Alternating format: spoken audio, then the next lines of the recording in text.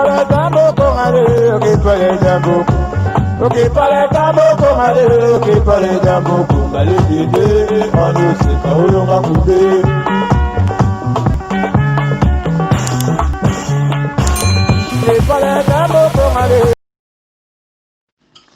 Salut, bonsoir à tout le monde, peuple congolais, c'est votre frère La Voix qui éveille la conscience congolaise. Je voulais un peu parler de la mort de notre mère, Maman Ami, que son âme repose en paix. Nzambe apesaka, Nzambe nde apesaka, Nzambe nde azwaka. Jabalobi, toyaki ni tokozonga ni, kombo na Nzambe ezwa lokumu. Babengi Alpha pe Omega, le commencement et la fin.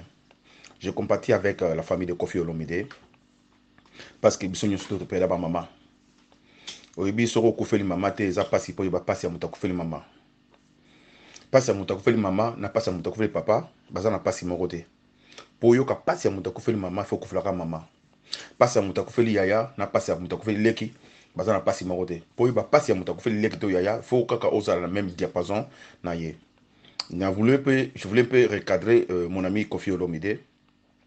Comme à son âge, plus de 64 ans, ou les réseaux sociaux que nous avons la grâce ici. Mais Koffi, tu m'étonnes, il faut se respecter.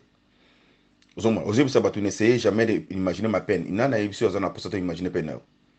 Au quotidien, il y a de père à maman. Mais le problème est quoi avec toi? Comment tu veux faire le buzz? Na fingite na lobby et bien maman dans matanga et maman nayo vous voulez faire le buzz. Est-ce que dans ton niveau il y a intellectualisme? Vous pouvez passer aux réseaux sociaux pour plaire ta mère, mise sur rouge, le rôle moutameli chikata. C'est quoi ça? Avec le respect de ta mère, que son âme repose en paix, tu allais quand même se taire. Moutumo ta zana posa passe à maman na po yo, oyiba passe ya ba maman o bazo violer bango na kivude. Au sala bango nzembo, j'ose croire monsieur Koffi Olomide au sala maman no nzembo te. So lingi penya so ko beta te na yura na wana. Ko beta te na place ozwa na fevi, ko beta te total. Bolingo na yo na maman na yo zaka na motema na yo. Ozana age na yo ko leka na TV to lelaka. O seka papa wemba, mukolo bozo la ma mère. À cette époque mukolo papa wemba la maman na ya na 55 ans, 60 ans. Jusqu'au 64 plus 4 ans, la maman na télévision. Mais non, tu grand grâce imbisi ko. Et tu regardes au fond, mon rôle est là. Les gars, c'est là. Papa, quand ça la baisse, maman, maman, ça sacré.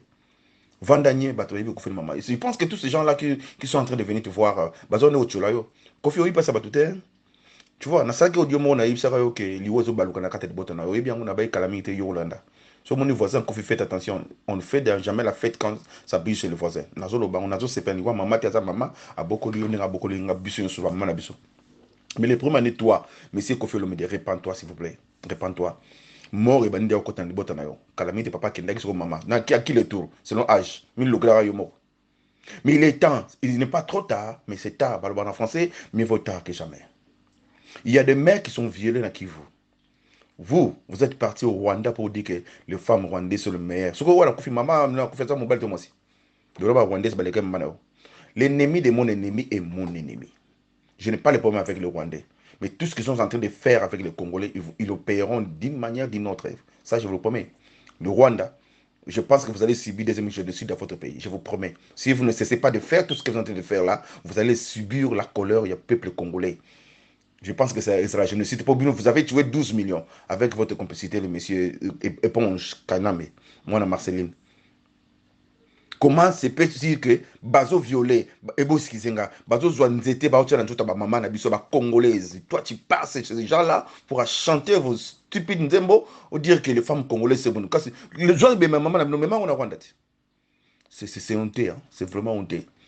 Alors je te conseille monsieur Koffi Olomide, ne pas se plaire à la télé pour pleurer, s'il vous plaît, pleurer ta mère avec le cœur. C'est une maman qui a souffert beaucoup pour toi. Qui s'est solité. Qui s'est information acte au sali. Des condoléances na bande koto ba perdre. Ma proche ba perdre. Bon baza va être cher na bango. Ezo quitté zo mata rafine ntumba lobi. Ezo quitté zo mata rafine ntumba lobi. Rafine ntumba sali na lobi nini na sali nini ya mabe. Est-ce que vous avez vu que Koffi Olomide na maman mi bando solaté depuis 2015? Le long de Karande Koffi Olomide on sait la biso scène ya maya misu et tout ndetikaka maman ni ya kufi na 30 ans akino na matama makasi boye mais non maman mi matama c'est lembaki maman mi kingo c'est diembelaki Maman Miyazaki suna minu na munoko. T'es vrai ou faux? Oh, mais mouta koufi na ajon zamba lingi po ale babona ne bele. Ma beza wapi? Donne na simbi na nga caméra boye, na si ya téléphone na nga. Ay na banzi maman otangisa ma ya misu pour comprendre que Rafine Tumba koufi la maman ne maman philo et tout. Et du coup, donc Rafine a eu la biso mao. Bolimbisa nga na osokola. Donc, na moi, c'est un autre propre et tout. Donc, maman, mais ça n'est na lobby, car peut-être, na âge, na loba, kofi na 86, ça beaucoup comprendre. Et on a une affaire comprendre, nous, que ma tamane, les mbaki, qui m'a dit, mbela, qui m'a dit, là, dans mon konzo, qui sont dans ma cassité. Donc, il faut comprendre qu'il y a un mouton, il faut qu'il y a kende. Biso photo, c'est la poigne, ma bonne année, belé. Yo, qui s'injora, na oké, bisayo. Puta, lesbienne à solo, oh, lesbienne à bien té. Oh, qu'est-ce que tu as dit? Sala baje oh te o lukanga na banzela nyonso tout alate. Oh, bo sali bato sala na bango baje oh. Oh, nga sala no baje oh te bota fia mabele manzombo. Na yo pe lisuso na nyoyo komone nani? Na dini komone nanyo? So gi depana baso depana ma yo. Oli to sala no baje oh finga na internet na sala ngota. Nga mutu dès que tu veux bien il faut déjà la mouka 6 heures. Pour nous aller à Nanzela pour courir banda 7h30. Dans le côté auditoire na biso. Donc des gens aller à Belgique qui n'ont autant là. Bon yo na tout ça ba génie. Yo finga na internet. O bo ke luka bato bo finga na bon internet bo ça ba jewana. Non lela non maman mi pe a son âme o kanisa nga maman na nga filo. Oh, bino bo fanza na bo finga bana nga yo finga engineer mesa na kitoko nini. Yo bota banani. Obo fingira nga mama nga filo, bota no nga no mwana nde naza. Sans maquillage sans nini. Ngano na douche nga. Obo fingira nga mobali nga na nde nini. Obo sa baja ofinga na sika musunga na journaliste wana te. Bora na ba journaliste na bino basala ba critique et tout ya ba musicien. Donc yanga kande choqué bino. Bah je suis désolé maman mi akufi na 30 ans te, akufi na 86 ans dans mon bangier. Donc, Kofi jamais va benga qui orphelin. Pour na âge à Kofi wana, à que j'ai sabato na Kofi la maman na orphelin, mais il faut être malade. Ok? Boutskanga na zwa bananga. Yo nchora ma belle manzombo. Yo de Panama. Loko luko yebana. Ngate ba fana nga bazaba osungayo. Ngate nga finga na tenga na journaliste moko na habité international intellectuel sage poli. Donc du coup vérité na nge soit binote maman mi aki bébé aki koko. Boutska na sokola bisou ba. La terre était peuplée. La vie n'a plus de saveur. Ma mère ce samedi 3 octobre a été rappelée par Dieu. Certainement Dieu a voulu qu'elle aille à côté de son mari, mon papa, qui lui est décédé, qui lui est parti depuis 2016. N'essayez pas d'imaginer ma souffrance. N'essayez pas d'imaginer ma peine. Vous n'arriverez jamais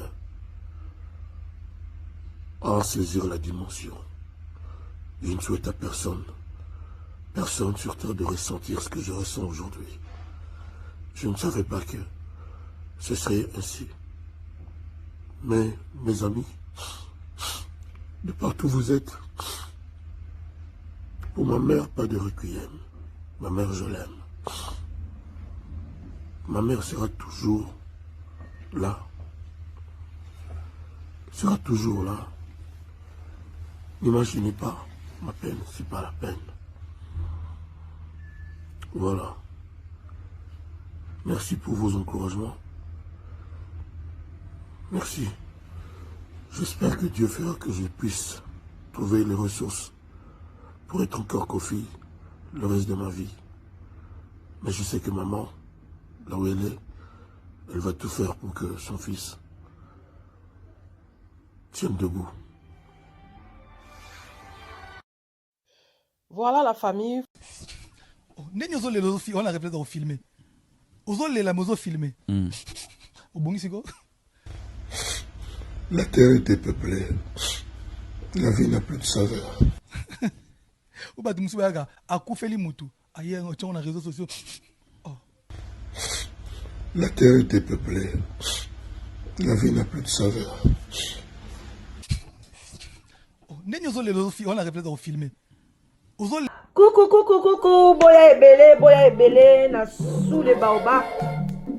Life together, boya ba to buka, to déraciner, célibat, femme seule, homme seul, to longola ba parents ba stress, boya ebele ko s'inscrire, boya ebele botala ba coordonnées yango wana, email na biso yango wana, numéro de téléphone yango wana, boya ebele bo s'inscrire et kozala bien, maman kolinga lisu ozala yo moko te, papa boya to kata lien wana. Tozana nu ebele ba diaspora bozala ebele to lingana entre biso et kozala bien to longola AVC to longola ba stress to longola penza tozala together tala kaka soki to leki ba 45 ans ti likolo bana na biso ba koli ba kena ba uni ba université ezosala ke ba parents bazotikala bango moko solitude ebomaka malembe ezali maladie moko ebomaka malembe okokufa mbala moko te okosouffrir ekobengela yo ba maladie ebele ba cancer ba diabète ba maladie ebele vraiment bandeko na ngai ba AVC ba tension parce que tu es seul. Alors Nzambe ye moko aloba ke l'homme quittera et s'attachera à sa femme. Alors boya ebele ba maman boya ebele ba papa boya ko s'inscrire na sous les baobab live together okozwa mobali ya malamu papa okozwa mwasi ya elonga. Vraiment boya ebele